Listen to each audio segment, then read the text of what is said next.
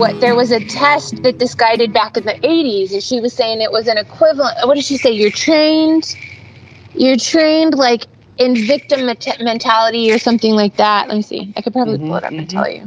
Hopefully I don't get a ticket. It was...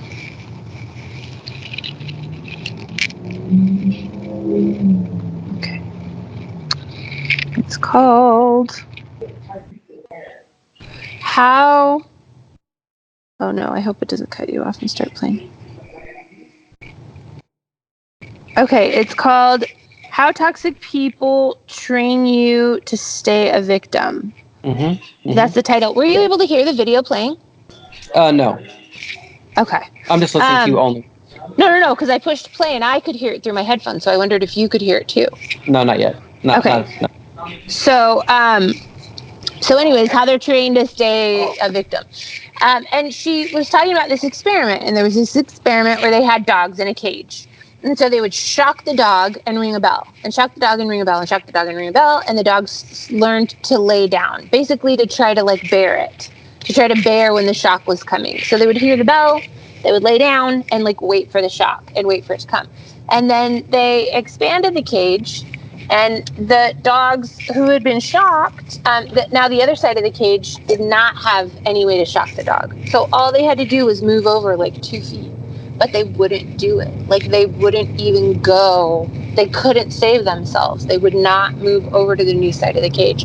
They would just lay down to brace themselves for the shock. That's all they would do. Like, they couldn't get out of it. And it was just really sad for me to go, wow, like, that's where I'm at right now. I'm right there. Like, I feel like I can't get out of my circumstances, and I feel like I'm just hunkering down and waiting for life to just keep beating me. Okay, like, now look. Bad people keep winning, and stuff it's got that victim mentality. And, you know, he especially, but just then, you know, the series of events that took place after that, like, it was just a you know, collaboration of all of that got me to here. Like, I'm here. And she said, you know, at some point the guy would go pick up the dog, move the dog to the other side, and then ring the bell, and the dog saw, this side doesn't shock me. And it was able to be retrained. Like, it was able to be retrained that, hey, you actually can pull yourself up out of your circumstances. You can. Because this is not like me. This is not like me at all. Like, I am not normally this way. I have, you know... Yeah, when fire you're feeling inside of me, I'm a warrior. Like, I'll take someone down. I'm a mama bear. But you just being here, getting to here, like, that's what happened. And it was just really sad to see that and recognize it and understand it. You know, the same as the other one. Like, you don't know. Like, you don't even know you got abused. You don't even know you're being abused. You don't even know how you were abused. Yeah. You don't even know the degree to which you were abused or the effect that abuse had on your physicality, your senses, your thoughts. Well, and that's what I'm saying. Now, at this point, a bunch of people are in trouble. Because I'll tell you what, in 2015, when they came along, they even said to me, I'm not here to like you. I'm here to protect you. What happened? What happened? Where did you go? Like, and who said that? Actually, I'm not going to name them. No, but okay, now, but humans or what? It's humans that literally just found me. They saw what I was doing.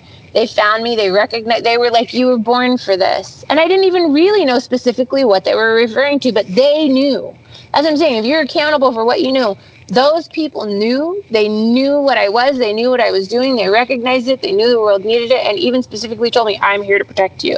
Like. They were in relationships. It wasn't anything romantic. It had nothing to do with that. It had to literally do with humanity and what was taking place and what needed to be done and what needed to be protected and made, you know, held space for. And then they, you know, I keep blaming it on me. Well, I didn't tell them what was going on. Well, I didn't let them know. Like, no, whatever it is, you failed. Like, I did not get protected.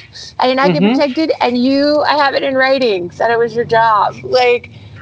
And so I don't even know what to do there. And then, like you were saying, I need someone to advocate for me or stick up for me or help me because I am doing that thing. It's like Stockholm syndrome or something where you're trying to defend your captives. You're trying to, think There's a of your slight- users. Yeah, Mhm. like I'm sitting here trying to, make sure nothing happens to like who did that for me? Those people didn't Mhm. care about The anybody. people who were allegedly responsible for your Yeah. soul, and the people who you put your soul in the care of and entrusted Right. and had for generations, really, categorically failed. Yes. Systemically failed. Yes. It wasn't a slight mishap somewhere. It wasn't. Right. It wasn't some clerical slip whereby some bad things happened. No. No. It really wasn't. No. And you this whole time have been trying to figure out why things will happen the way they did. Figure out how to what do you call it? What do you call it? I want to say rectify, but not just rectify the situation, because of course we will be addressing and solving all of these things in the very near future, and we're doing it immediately. But trying to But it's just gross. That's the problem I have. Yeah, it's gross. That is where I will Yeah. say I feel like there's a problem with religion. When it comes to, like, I don't know how to draw the line with the different, I know how to draw the lines. yeah, where it needs to be specified, because you can put out one rule, but it doesn't go across everybody. You might think it does, but no, it doesn't. So there's people who are trying really hard, and then there's people who get it and do it. So for those people trying really hard, yeah, this rule might work for them, but there's nothing in there that says up to a point. They do try to say everything in moderation, but no, No. you tell people, be nice, be kind, forgive, do this, blah, blah, blah. And then someone like me who really takes that so seriously, takes it to such the extreme that you've basically created a beating pulp for, abusers and bad people. And it just... Yes. and so whatever like it was- you're turned into some dude feminist woman who's trying to fight. Like, I watched my friend is a Native American, right? We call ourselves Indians. I don't know, like everybody's trying to turn it into a Native American, I know, but just whatever. keep it simple. Indians, yeah, Indians. So he's First Indian, Nations. and he was talking about how sad he was that women get beat, or that a man would abuse a woman. And so they were all talking about, yeah, we need somebody to protect us, and we need this, and we need that. And then there's this one girl going around going, no, be like me, be like me, be like me. Like, it was so comical. She was commenting on everybody's, like, she just wanted attention for being strong. Like, she wanted other girls to be like, yeah, I'm tough like you. Like, it was so funny. All right, that's good. Being tough, I guess you had that's to a be thing there, to a but point. it was hilarious. No, I get it. It is funny. I get it. Oh, man. Segue in entertainment. Nothing wrong with that. I know, just that. You can cut it out. I just wanted to tell you. It was funny. Okay, wait. So we're moving quickly into the place where we're going to address all the things, like all the ways, and once and there's no going back, because but that's what I'm saying. I need you to be tough there. We're just gonna be good cop, bad cop, and really no, it's like trauma queen over here and tough guy.